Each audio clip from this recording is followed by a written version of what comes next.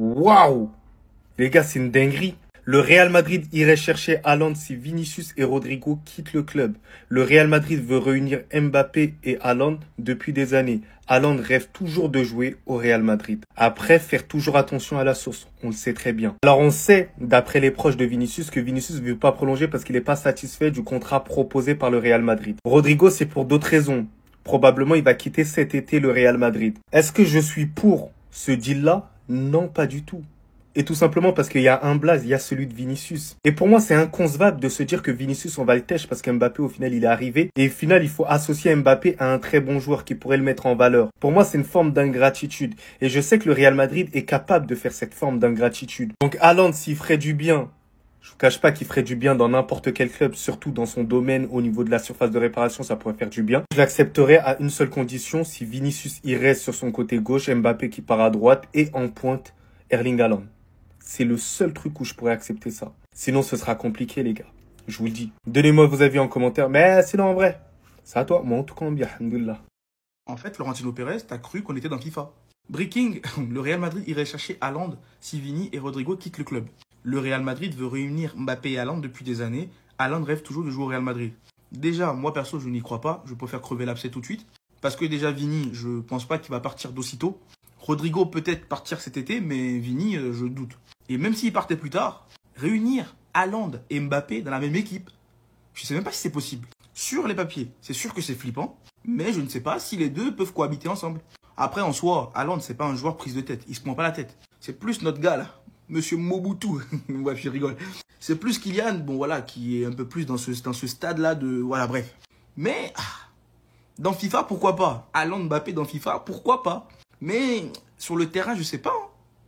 Déjà, dites-moi, les gars. Est-ce que vous serez allé prendre Haaland si Vini et Rodrigo s'en vont? Est-ce que vous prenez Haaland ou pas? Mais perso, j'y crois pas. J'y crois pas une seconde. Non. En plus, City, je pense que là, il a signé pour je sais pas combien d'années. C'est pas lui qui a signé un contrat de 9 ans, là? Lui aussi, il abuse, hein. 9 ans, genre, lui, il colle les cimentés serrés, genre, vraiment. Mais bref, dites-moi ce que vous en pensez dans les commentaires. Est-ce que vous aurez signé Haaland si Vini et Rodrigo s'en vont? Et pour ne rien louper, les gars, abonnez-vous. Arrêtez, c'est quoi encore cette rumeur de fou? Ça veut me faire croire que le Real Madrid, ils veulent réunir Erling Haaland et Mbappé. Tout ça sous réserve, si Vinicius Junior devait quitter le Real Madrid essayerait de ramener Erling Haaland pour les réunir. Je vous mens pas les gars, j'y crois pas une seule seconde. Haaland, il est à City, il a un salaire stratosphérique, c'est une star en Angleterre, il a tout ce qu'il veut. Pourquoi il viendra au Real Madrid? Certes, il aime bien le Real Madrid, il s'en est jamais caché, c'était son club de rêve quand il était petit, etc. Il n'y a pas de souci. Mais là, tu es en train de former Mbappé comme un numéro 9 depuis plus d'1 an. Tu essayes d'en faire un bon numéro 9. Tu ramènes Haaland, pourquoi? Pour remettre Mbappé sur le côté gauche. En plus, on sait très bien, si Mbappé va à gauche que Haaland, il vient en numéro 9, les gars, Haaland, c'est pas un gars qui va redescendre, faire le jeu, etc. Donc Haaland, on comptera sur lui pour mettre les buts. Plante, c'est tout ce qu'il faut. Et les gars, Mbappé, il plante déjà beaucoup. Ça veut dire qu'Mbappé va devoir mettre son jeu de côté pour servir Erling Haaland. Et ça, les gars, j'y crois pas une seule seconde. Je vous le dis directement. De plus, les gars, remettre Mbappé à gauche, il a plus l'explosivité comme peut avoir Vinicius actuellement ou comme Mbappé, il l'avait il y a encore 4 ans. Là, il n'a plus cette explosivité. Les gars, on peut pas partir comme ça. Et puis très honnêtement, pour moi, dans le même club, les deux, avec le football qui présente les deux aujourd'hui, chacun dans leur club respectif, pour moi, les deux, ils sont pas compatibles. Maintenant, à voir. Les gars, en fait, Vinicius, lui, il s'en fout de tout ce qu'on raconte sur Internet. Chaque jour, on est là, on se plaint sur TikTok de son niveau. Regardez, il fait quoi? Il nous fait encore une nouvelle coupe. Déjà, de 1, c'est quoi cette pause de Tismé sucré en 2015? Et de 2, il a pas capté que c'était ses coupes sans problème. Ce Vinicius-là, regardez sa coupe, il était trop fort. Il est là, il nous invente des trucs, il nous fait le Coco Jojo, il voulait copier Rafinha ou quoi? Regardez encore une fois sa coupe, ça c'est le match contre Atalanta, il était trop fort. Mais le frérot, il préfère nous faire des curlières, on sait pas pourquoi. Non, la vérité, les gars, on est sur TikTok, on rigole. Mais là, je fais un vrai constat, c'est une vraie théorie. Pour moi, Vinicius, il est fort que avec cette coupe. En 2019, il se défrisait les cheveux et il était complètement éclaté au sol. Regardez aussi cette coupe de fou, éclaté au sol encore une fois. Le match contre Al Hilal où des Barcelonais se sont permis de faire des montages sur son front. Encore une fois, il a été nul et il était sous Coco Jojo. Et cette fois, on a droit au curlière, les gars. Je me demande bien, on aura quoi comme surprise cette fois? Moi, je rigole même pas, il faut que quelqu'un lui dise. Je pense que lui-même, il est pas conscient de la chose. Vinicius, avec cette coupe-là, c'est l'un des joueurs les plus effrayants du monde. Les gars, je vais péter un câble, en fait. Carrera, ça fait des semaines, on l'attend. Regardez son président, il dit quoi? Le président du Benfica assure que Madrid n'a fait aucune offre pour Alvaro Carreras. Ils devraient nous faire une offre, aucune n'est encore arrivée. S'ils en font une, on verra bien, parce que c'est même pas sûr en fait. Ce n'est pas le moment et ce ne sera pas avant la fin de la compétition. Les gars, est-ce que vous pensez à la même chose que moi? En fait, si Carreras il vient pas, on va faire une nouvelle saison avec l'horrible Fran Garcia. Il est rapide, il se donne du mal sur le terrain. Mais quand tu joues au Real Madrid, t'as pas le niveau, faut pas forcer. Des grands sourires impliqués sur le terrain. Mais quand Yamal va l'attraper, il va jouer avec lui comme son toutou. Madrid, s'il vous plaît, Pérez, s'il te plaît. On a l'occasion de ramener Carreras, un Espagnol, qui a un match référence contre Yamal. Il est bon en défense, il est rapide, il est intelligent dans son jeu. Ça fait des semaines qu'on voit des informations tous les jours comme quoi Carreras, il arrive. Au final, le président, il nous dit, on n'a même pas fait d'offre. Moi, je vous l'ai déjà dit, les médias ils se foutent de nos gueules en fait. Les gars, la vérité, on fait une saison avec Fran Garcia encore, j'attends rien de Madrid.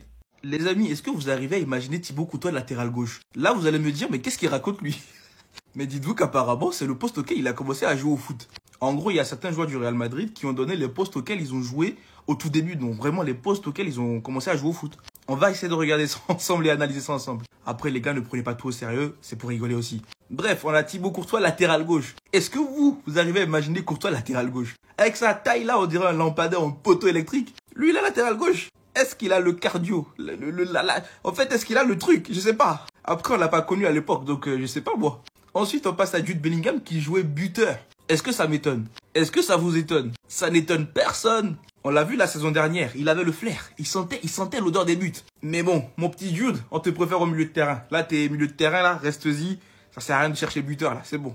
Aurélien Tchouameni, le Tchouams. Attaquant. Ouais, je comprends mieux. Le mec, il est lourd. C'est pour ça que je dis, les gars, il est lourd. Il a la lourdeur d'un attaquant. C'est pas un défaut, c'est pas contre lui. Mais il pèse comme un attaquant. Il a aussi la taille et le gabarit d'un attaquant. Mais milieu là, moi je veux pas. Eder Militao, il dit pivot. Quand il dit pivot Militao, c'est quoi? C'est pivot? C'est genre pivot, c'est 6. Après Militao, en vrai, c'est pas mal. Techniquement, balle au pied, je me rappelle au tout début quand il était à Porto. Les relances, les trucs et tout, c'était son point fort. C'est juste qu'avec le temps, là, il a commencé à devenir bizarre, là. Mais pourquoi pas, en vrai, Militao, 6...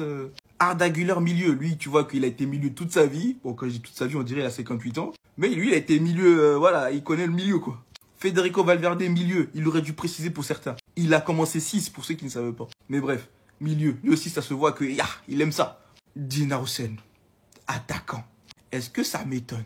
Est-ce que ça vous étonne? Wesh, le mec, il était le bonbon, le pied, on se demandait même, ça sort d'où? Mais tu m'étonnes finalement. Il était attaquant, le boug. Wesh, il a le calme. Il a le calme et le... d'un attaquant. Après, il aurait même dit milieu, ça ne m'aurait pas choqué. Parce que, wesh, il est trop calme. Il est trop bon balle au pied, quoi. Du coup, ouais, ça ne m'étonne plus. Ça ne m'étonne plus. Du coup, les amis, dites-moi dans les commentaires, c'est qui le joueur qui vous a choqué avec son poste, là? Parmi tout ça, dites-moi dans les commentaires. Et surtout, les gars, pour ne rien louper, abonnez-vous.